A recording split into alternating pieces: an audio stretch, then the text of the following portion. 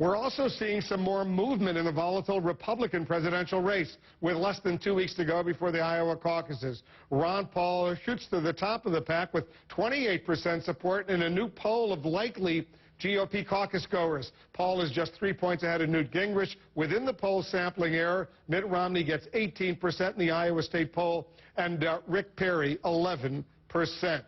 Ron Paul under tougher scrutiny now that his poll numbers are climbing. Iowans are buzzing about the real possibility that Ron Paul might actually pull an upset win on January 3rd.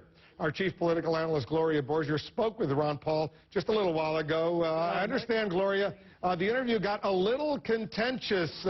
We've been asking about some we had seen and been asking about some newsletters that appeared under his name back in the 80s and 90s. Gloria, today you had a chance to press him on whether he was aware of some of those very controversial statements about issues like race. Right. What did he tell you? Well, Wolf, I know you've asked him about these newsletters, and today I pressed him about whether he had actually read any of those newsletters that went out under his name. Listen to what he said. Not all the time.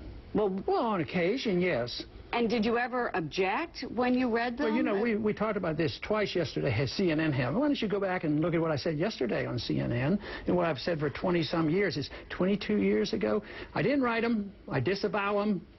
That's it. But you made money off of them. I was still practicing medicine. That was probably why I wasn't a very good publisher, because I had to make a living. But there are reports that you made almost $1 million off of them in 1993. Oh, I'd like to see that money. So you read them, but you didn't do anything about it at the time. I never read that stuff. I've never read it. I was probably aware of it 10 years after it was written.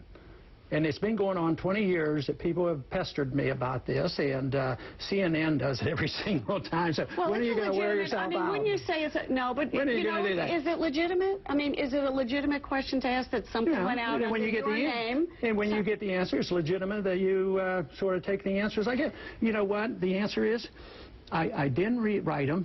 I didn't read them at the time, and I disavow them. That is the answer. Well, it's just a question. I mean, it's legitimate. It's legitimate.